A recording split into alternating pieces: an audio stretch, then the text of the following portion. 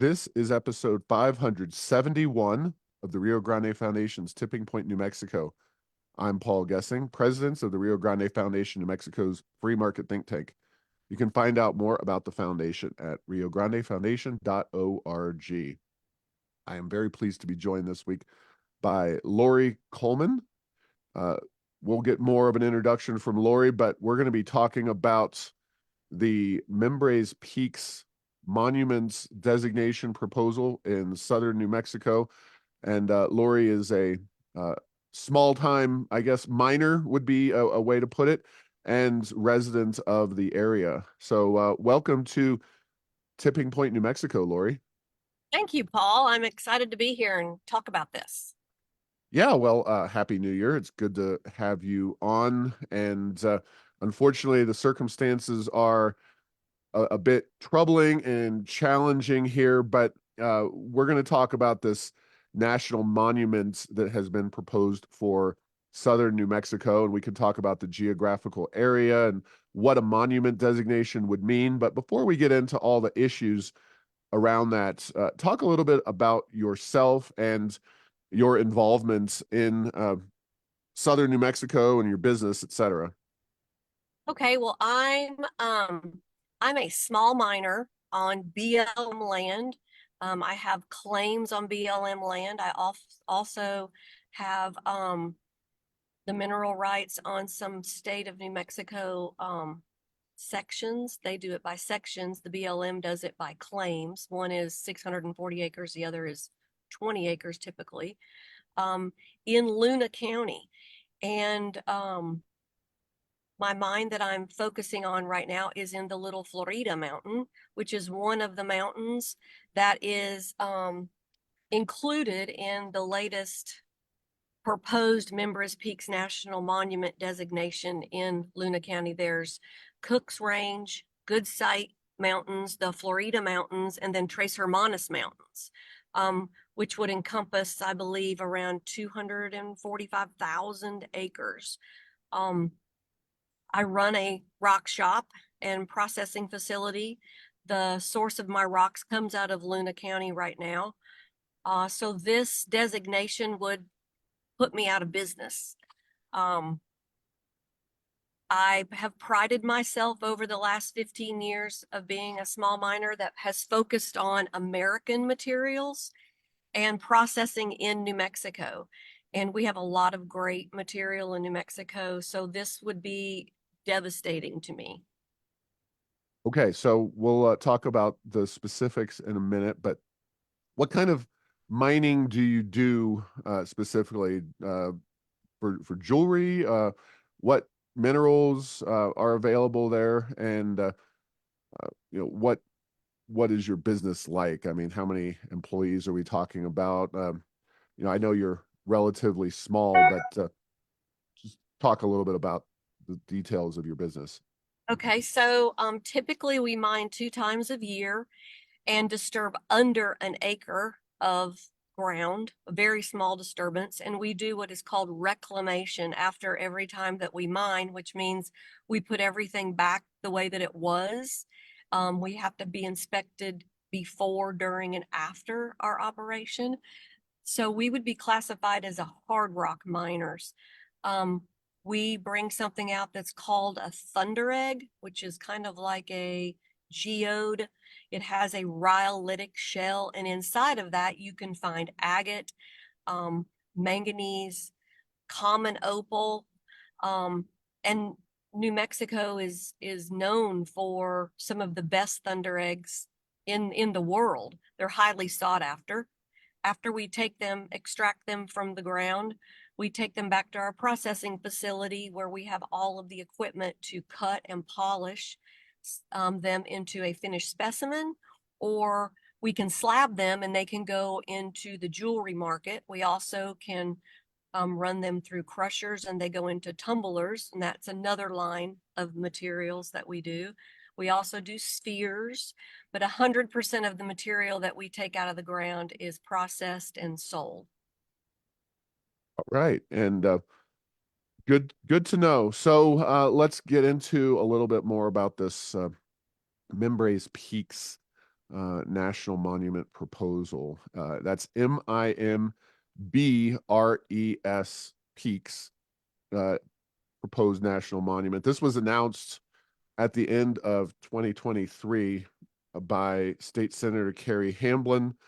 Now, as kind of a you know cautionary point or starting point, this is a federal designation. So while a state senator obviously has some power and support within any community due to their electoral success, ultimately federal representatives, U.S. senators have, I would think, a more impactful role to play. But ultimately, due to the way the U.S. laws work, they could simply have the Biden administration, Joe Biden, stroke of a pen, make this a monument here in southern New Mexico. Uh, Talk about the role, though, of Senator Heinrich, anything from Ben Ray Lujan, and certainly Representative Gabe Vasquez, who, of course, represents southern New Mexico and is in what I would expect would be a difficult, very close election race against Representative Yvette Harrell. Yes, this just came about so incorrectly. It should not have happened like this. Literally, I accidentally got an email early December from an organization identifying themselves as the Friends of the Floridas. Um, they were going to hold a press conference at Rockhound State Park, and Rockhound State Park is near and dear to all Luna County residents because it brings a lot of tourism into our community. They receive about 80,000 visitors a year. You can go, it's an area where people that are rock hounds and RVers can go and collect rocks and take them home with them. Um, so I thought it was odd that there was going to be a press conference there that had something to do with making the area into a monument, because with a monument declaration, you can't take stuff out of a monument. I mean, that's common knowledge. That includes rocks, plants, artifacts. Um, so what we found out when we went, I contacted a lot of the local ranchers and grazers and in the agricultural community, and we showed up at this press conference that Senator Hamlin was running, and she's not even our representative. Luna County is not we are not her constituents. And then also one of our rogue commissioners, Ray Trejo, were leading this press conference to announce that they had a website and a logo and posters, and they were going to put this petition before President Biden to sign it into a monument with no community input whatsoever. The city council didn't know about it. Our commissioners didn't know about it except Mr. Trejo. And the ranchers, the miners, nobody knew locally about it and had anything to do with it. So it was very brazen for these individuals from outside of our community to come in and tell us what they want to do. Now, Trejo is a Luna County commissioner, so he does represent at least parts of the area that would be most impacted by this designation. But Hamblin, I don't know where her Senate district is exactly, but she's obviously southern New Mexico. But I really, the people who I think are going to play the biggest role here are Vasquez and Heinrich.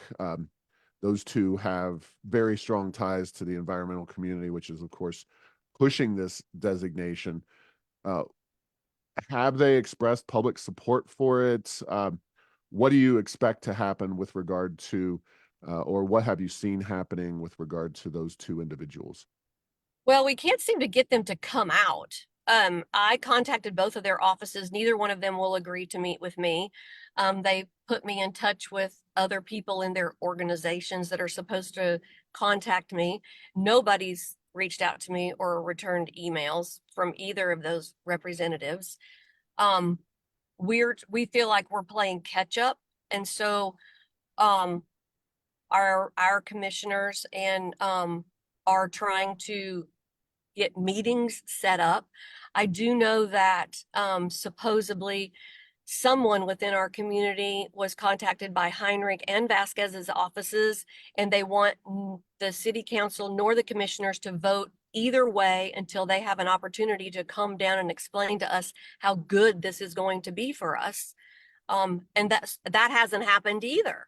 So in the meantime, they have this big website presence online, whereas we're just trying to get somebody from somewhere to answer our basic questions. We need a representative from the BLM. The BLM already manages all of this land. Why do we need another? Why do we need more declarations of a monument when the BLM already manages it? And the BLM manages the last monument declaration, which happened near us, which was the Oregon Mountains. And Senator Hamblin was in on that, and so was our commissioner, Ray Trejo. But they can't seem to tell us what this is going to do to ranching, to grazing, to agriculture, and to mining. They just think that they need to protect it further. Well, it's being protected already. Yeah, and let's talk a little bit about that. So these lands, and we're talking what, 125 or so thousand acres is being proposed as a monument, right? No, it's more like 243,000. Oh, 243. Okay. Yeah, it's Yeah. a lot. Oh, And you can, while the website you mentioned, protectmimbrespeaks.org, that is put up by a coalition of environmental groups, and it was ready to go the day they had that press conference. And it's Mimbres peaks.org. That website does have very useful information talking about the scope of this project, and the fact that it's multiple different, yeah, 245,000 acres. My apologies. So it's federal lands already, right? But under the Bureau of Land Management and managed as kind of basic BLM lands. A monument is a much more strict designation, and you believe it would put you out of business and would prohibit a wide variety of uses. Talk about the difference between basic BLM lands as well as other, relative to other lands.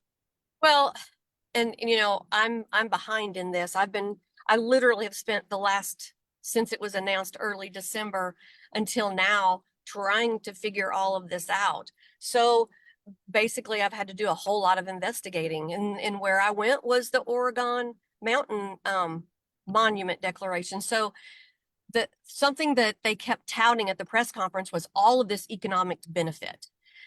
So I was like, okay, let's check this out. Let's look at this economic impact study that was done by an organization out of Colorado. So let's spend more money out of state and not in New Mexico.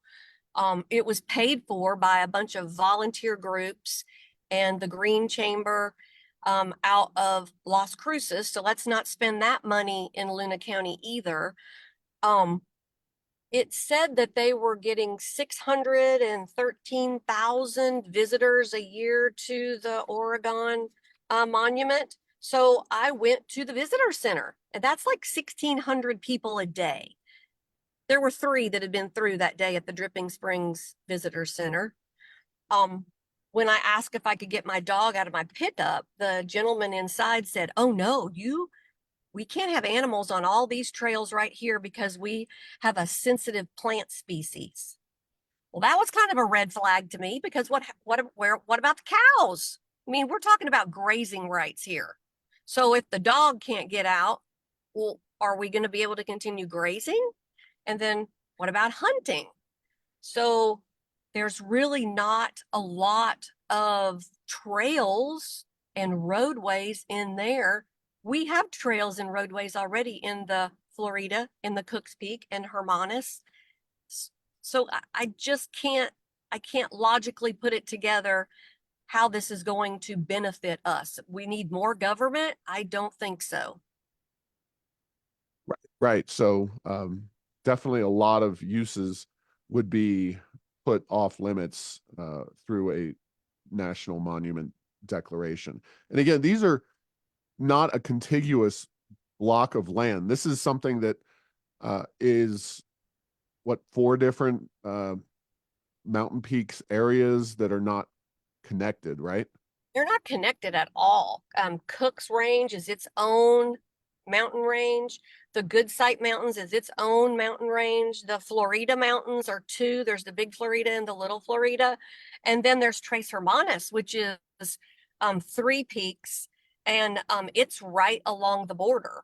Um, part of Luna County is already in the declaration for the Oregon Mountain Desert Peaks National Monument. Part of our county is already included in that.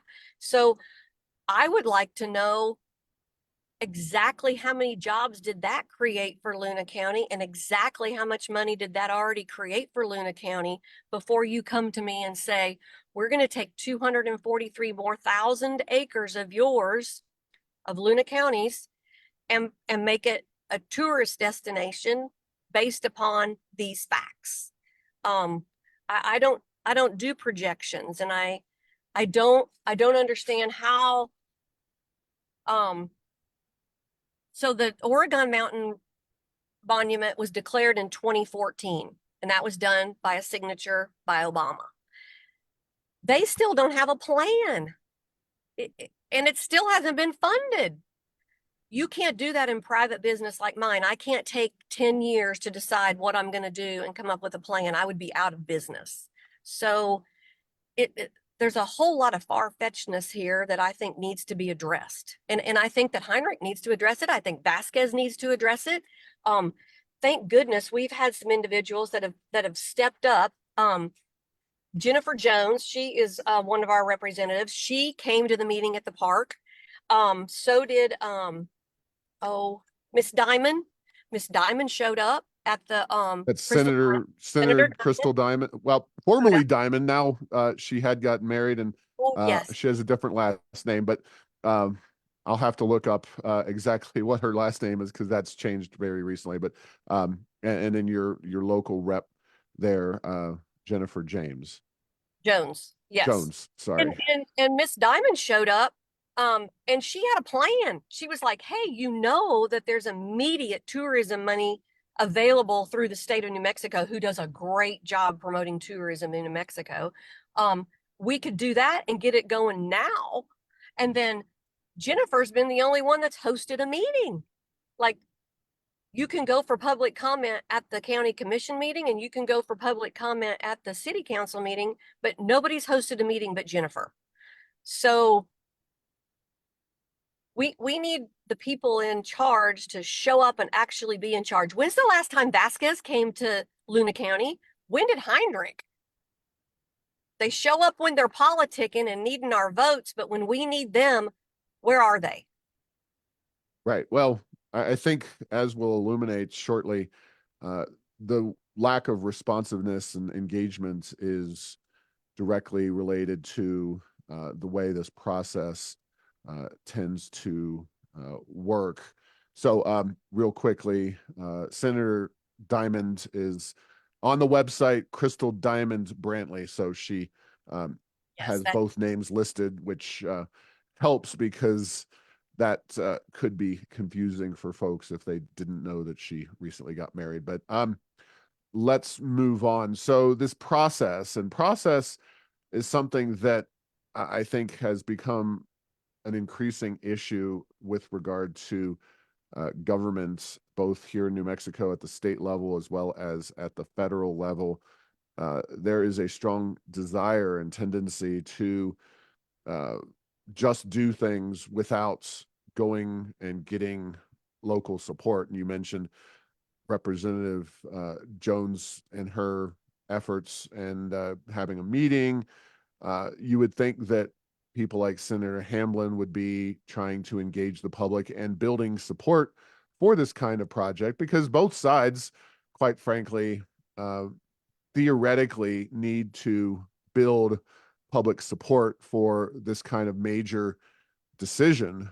However, there's a reason that one side is likely to and by that I mean the opponents, likely to engage with the grassroots and the average citizen, whereas the supporters, they at least currently believe that they have the upper hand with regard to the process.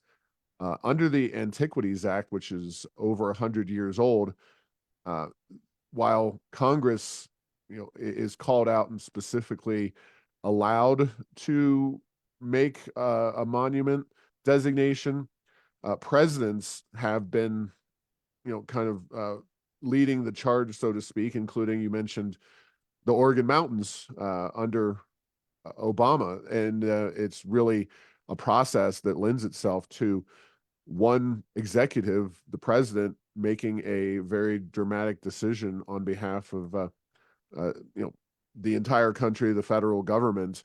Uh, Talk a little bit about your concerns with that situation. Well, it's so overstepping. The Antiquities Act is for a small area.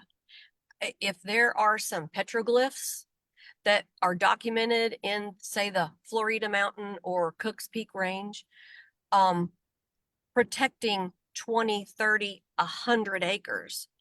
But to do a blanket land grab, and that's what this is, of 243,000 acres to protect an area of an acre or two or five that may have petroglyphs, um, is not at all my understanding of what the Antiquities Act was set up to do. And it it doesn't allow for input. These individuals have created this petition and already have it moving forward, and it could be signed. And there's no community input. And that's not how this is supposed to work. Um, I was so grateful to have the opportunity right as this exploded that you, Paul, and the Rio Grande Foundation had a meeting in Albuquerque and had Gabriella Hoffman in about these 3030s, which I didn't know what any of that was. Wow. That slideshow of hers needs to be put out everywhere. People don't realize what's going on, that this was brought on by, now correct me, Paul, if any of this is wrong. Um, the this was put out that this was a goal to set aside in the world, not just Luna County, 30% of our lands and waters by 2030. So all of a sudden you have all of this land that's being sucked up in these monuments to qualify under that. Am I correct, Paul? Yeah, that's all accurate. Now, it is worth noting that uh, if you look at a map, just Google and you'll find dozens and dozens of maps. Uh, you will see that a very significant majority of the federal lands in the United States. Well, we can talk about the national situation, or an international situation, but when you talk about the United States, the West, of which the United States is one part of the country that is heavily, heavily owned by the federal government. Somewhere around the order of 40% of the state of New Mexico, and you can go and see maps showing where those federal lands are already held. So New Mexico is already above the 30% threshold that is the supposed ideal for folks, not just environmental groups, but folks across the globe, the UN, et cetera, who want to see more federal and government controlled land. So we're already well above that 30 by 30 threshold here in New Mexico. Yeah, that so would not work in states like Texas. How about Mississippi, Illinois? Is the federal government to come in and make monuments out of private property? There's private property in these mountains in New Mexico that they're trying to make into a national monument. What's it going to do to the value of a piece of private property within a national monument? Have they talked to those landowners? Great question. And Texas, by the way, is 4.2% federally owned. And, we're not saying, I'll be the first to say that New Mexico is a prettier state than Texas. And, some of our areas around our state, the monuments, et cetera, are worth keeping. National parks, Forest Service and BLM lands. Certainly, there's, I think, an argument to be had for maybe not having the federal government manage all that, but having state level control of some of these lands. The federal government just flat out doesn't do a very good job of managing these lands on an environmental basis. And we've talked about that issue in the past, but it's a little beyond the scope of this particular conversation. But they have a massive backlog in their national parks. That we obviously saw the forest fires in northern New Mexico, and we've seen those due to poor management or flat out, the Forest Service starting the fires. So it's not, the environmental groups, again, you want to offer them the benefit of the doubt and say, oh, they just want this land to be managed and made beautiful for future generations. But in reality, the federal government, due to a lack of incentives and resources, they just don't do a very good job of managing a lot of the lands they already have. There's no reason to give them more and more restrictive, control over these lands. And I personally, as a mother of two teenagers, in a very economically depressed area, I'm more concerned about the border. I'm more concerned about my kids' education. Where's New Mexico on that? How about unemployment? But we're going to waste our representatives that are supposed to be working for us, representing us, the people of New Mexico. They need to be working on issues that are important to the people of New Mexico.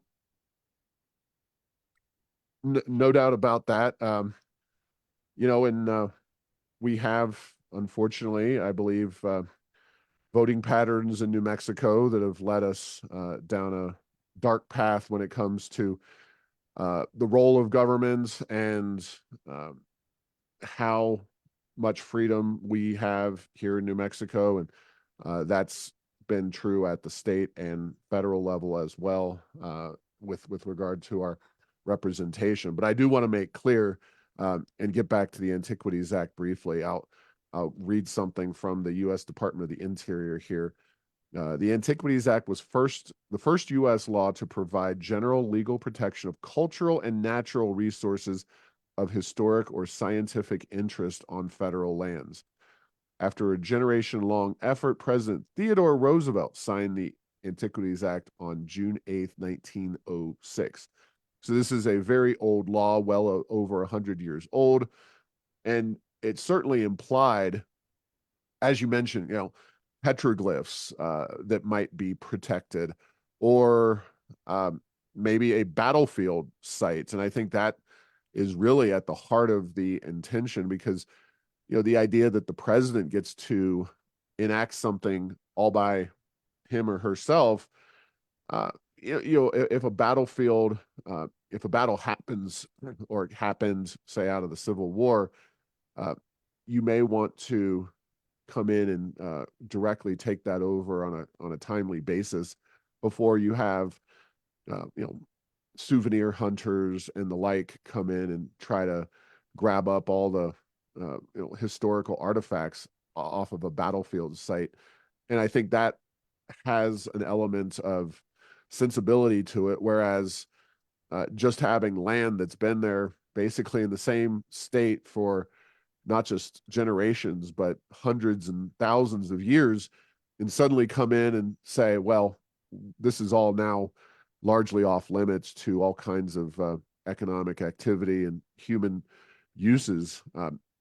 There's really no justification for that. And my view is, and I'd be interested in your take on this, if we had local support, say the county commission there in Luna County, and you had a resolution of support for that.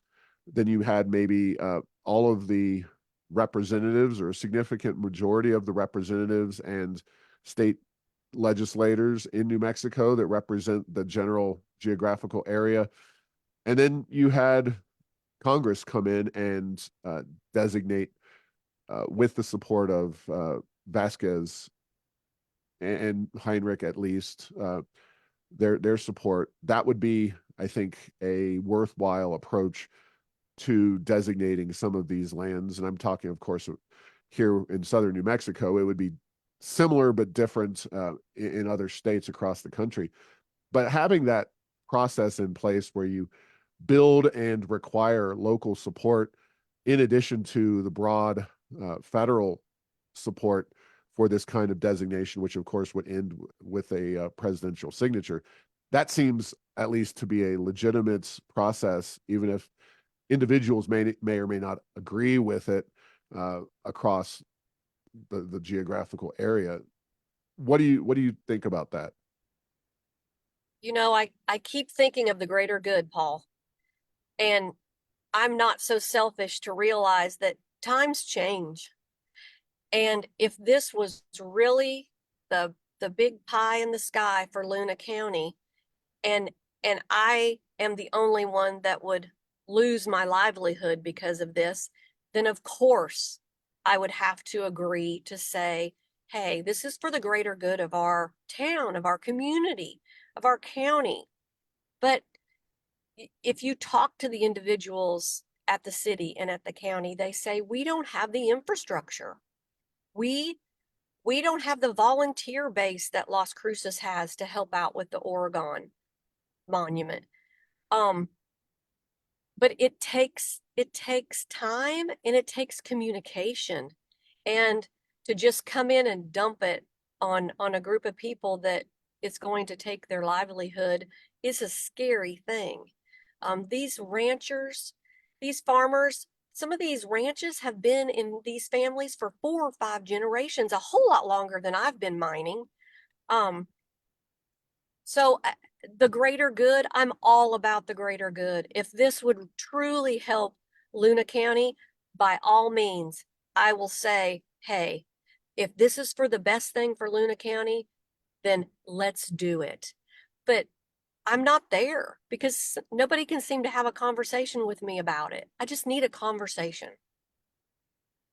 Yeah, no, I agree with you. And that building of support, especially at the local level, is something that absolutely needs to be, uh, first and foremost and very critical. And, you know, Deming and Luna County are much different politically from, Las Cruces and that area with the Oregon Mountains. And while unfortunately Obama did do that designation on his own, yeah, I'm not going to say that the local community was exclusively supportive, but I would be willing to bet that if you took a poll in Doñana County, because of the politics of that county, there would be pretty strong support for it. I think the situation is far different in Luna County, and it's going to be interesting to see how this process or how this designation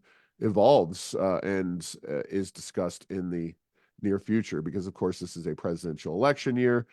Uh, Joe Biden and other presidents, just to be clear, other presidents have done this kind of thing where they designate a monument as they head out the door. So even after the election, and especially after the election, if they lose, they just sign a monument, and they have tremendous power to do that. So uh, I know the efforts that you're undertaking here are primarily geared towards getting people across New Mexico and especially southern New Mexico. But um, talk about your petition and the efforts you're undertaking, and we'll help you with to educate New Mexicans and push back against this, because really this just there's no vote in Congress necessarily. I mean, there could be, but it's unlikely, at least as it currently stands. This is much more of a threat that the pin in the phone that Obama infamously talked about could be used by Joe Biden to decide to make this designation. So it's really up to us to make the public argument against this thing. Yes, so we have a local rancher, Eddie Mesa. He started a petition on change.org, and I'll send that information over to you. So far, we've garnered almost 800 signatures there. There's a lot of other petitions going around, the handwritten ones. Russell, oh, the Johnsons down at the border, down around the Tres Hermanas. He is working with our State Farm people to try to get, not State Farm, Farm Bureau people to get a website up and going. We're trying to get meetings organized. I'm going to go before as many of the county commissions in southern New Mexico that have mountain ranges that will listen to me so that they can get out of the gate before we did in Luna County. Otero County and Lincoln County both have mountain ranges. Are they coming for them next? Um, and you're right. The sad thing is there's a lot of different politics involved. I never realized how cutthroat that is. I just assumed everybody did the right thing, but that's not really going on right now. So we're just going to continue to fight with petitions, with meetings, trying to get the facts out there, publicizing it, and hopefully somebody will hear us.